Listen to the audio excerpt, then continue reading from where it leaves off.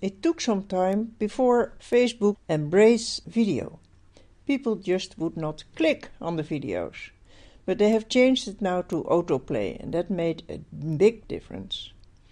If it autoplays, it plays in mute.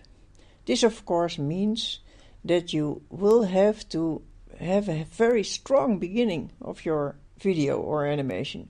Because if people scroll away, scroll down or up, the video stops playing. The next point is, what are you going to do? Are you going to upload your video directly to Facebook? Or are you putting a link in to, for instance, YouTube or Vimeo? There's always a discussion about it, but the advantage of uploading to Facebook directly, that it's much bigger, much better seeable. They love it.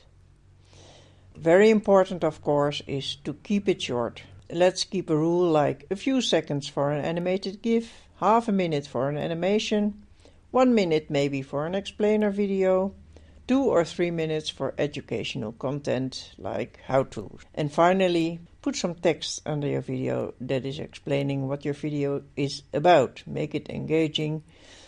Because the videos autoplay on mute, the viewers won't hear it, and it might be a very good idea to put some text under it. These are a few tips for your Facebook video.